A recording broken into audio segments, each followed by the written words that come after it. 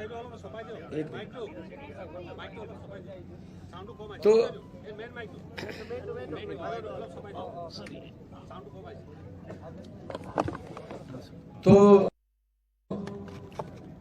अच्छा लगा कि लोग अपने आप आए। मनोज जी खुद एक लोगों में से निकले हुए नेता हैं। आम आदमी पार्टी की यही खूबी है कि वो लोगों में से नेता निकालते हैं, आम लोगों के बेटे बेटियों को मौका मिलता है। मनोज जी अगर सब कुछ ठीक रहा जिस तरीके से चल रहा है तो मनोज जी 4 जून को देश की पार्लियामेंट जो सबसे बड़ी पंचायत कही जाती है उसकी सीढ़ियों पर चढ़ेंगे। अच्छे लोग अंदर जाएंगे तो अच्छे कानून बन के आएंगे। तो अरविंद केजरीवाल जी को उन्होंने रोकने की कोशिश की है कि वो प्रचार ना कर पाए, वो बाहर ना आ पाए। ये बहुत ही देश में इसका रोष मनाया जा रहा है कि ये गलत बात है। आप अगर आपको अपनी लहर पर इतना यकीन है कि आपकी लहर है, बीजेपी की लहर है, तो आप फिर खासतौर पे नॉन बीजेपी जो विपक्ष के जो लोग हैं उनको पकड़ पकड़ के अंदर कर रहे हो, किसी को ईडी का छापा मरवा रहे हो, किसी का चुनाव चिन्ह छीन रहे हो, किसी का खाता फ्रीज कर रहे हो, तो ये तो फिर डिक्टेटरशिप हो गई।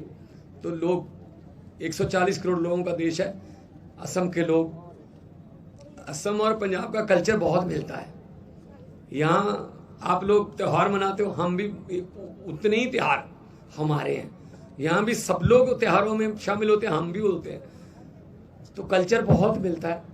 और यहाँ भी इनकलाब आते हैं, जब भी आते हैं तो असम से आते हैं, नॉर्थ ईस्ट में। पंजाब में भी इनकलाब के लिए जाना जाता है, पंजाब तो जाना ही इनकलाब के लिए जाता है। तो अच्छा लगा जाके असम में। और हमारी टीम को मैं बधाई देना चाहूँगा कि इतना बड़ा उन्होंने कार्यक्रम आयोजित किया। आपका कोई सवाल हो तो बताएं। सर, इंडिया अलायंस का भी एक कैंडिडेट है यहाँ पे और बीजेपी का भी है और आपका भी है, तो मेन फाइट किसके साथ होगा, क्या सोचते हैं? देखो, फाइट तो हमारी करप्शन के साथ है। फाइट हमारी जो फेवरिज्म है, आप समझ लो कि परिवारवाद है, उसके खिलाफ है। अब अगर मुख्यमंत्री के अपने स्कूल होंगे प्राइवेट, तो वो सरकारी स्कूलों को क्यों चलने देगा? फिर 8000 स्कूल बंद कर दिए यहाँ पे, क्यों भी?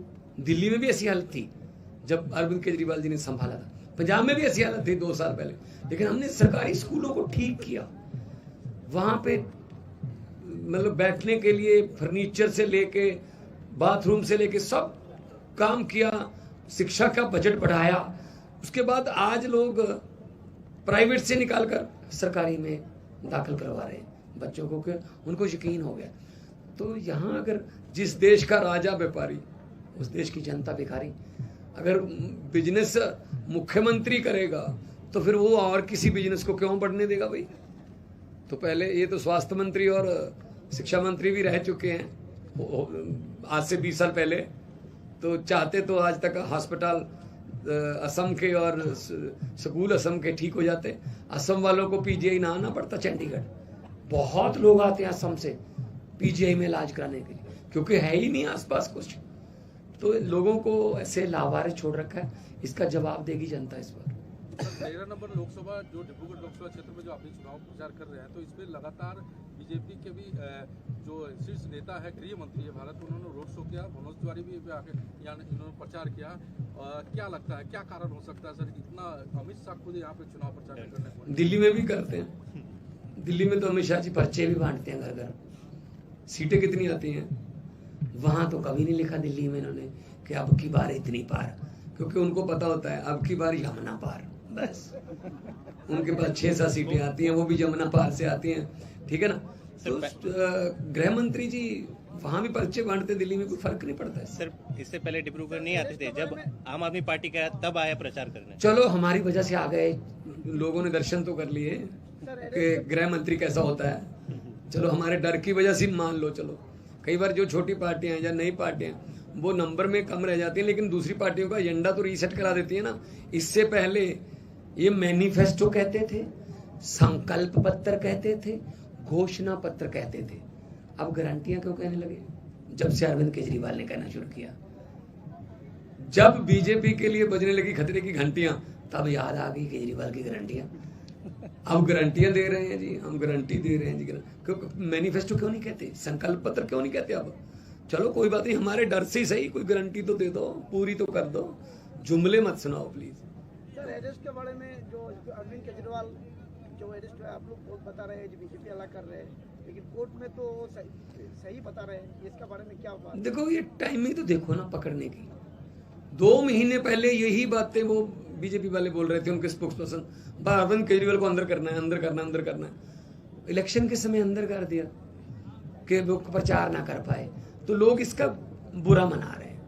हम फाइट कर रहे हैं, हम कोर्ट पे हमें यकीन है, जाएंगे सुप्रीम कोर्ट भी जाएंगे, जहां तक हमें जाना पड़ जाएंगे।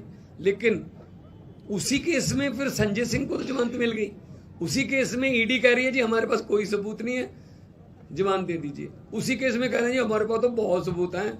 6 महीने बाद जब इलेक्शन हो गए ना, 6 महीने बाद अरविंद केजरीवाल के बारे में भी यही कहेगी ईडी कि हमारे पास कोई सबूत नहीं है जी, वैसे अंदर करना था। तो ये गलत है। विपक्ष को आप अंदर रख लिया, शिवसेना का आपने चुनाव चिन्ह छीन लिया, शरद पवार जी की पार्टी तोड़ दी, विजयन जी को तंग कर रहे हैं, तमिलनाडु का राज्यपाल उसकी बात नहीं मान रहा, मुख्यमंत्री की, ममता दीदी को तंग किया जा रहा है, हेमंत सोरेन को अंदर कर दिया, अरविंद केजरीवाल को अंदर कर दिया। मैं सुप्रीम कोर्ट में घूम रहा हूँ अपने पैसे लेने के लिए, जो पंजाब का हक बनता है 8,000 करोड़ रुपया RDF और NHM का।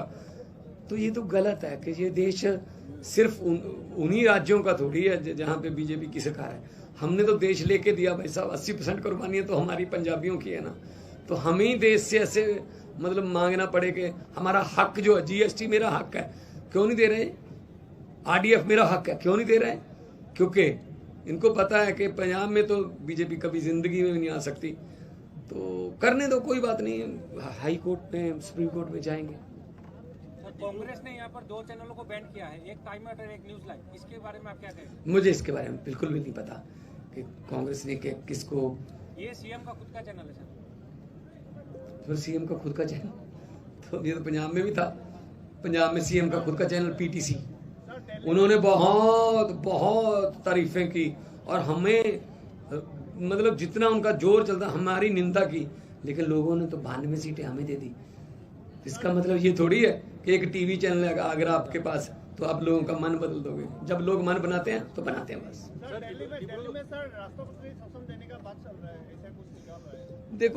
देखो इनका बस चले तो कब से कर दें, ये तो 5-7 स्टेटों में लगा दें राष्ट्रपति शासन।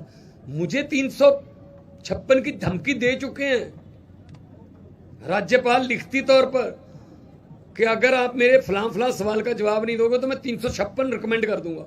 हाउ डेयर दे आर कि ये राष्ट्रपति राज लगा देंगे। ऐसे इलेक्टेड की चलती है या सिलेक्टेड की चलती है?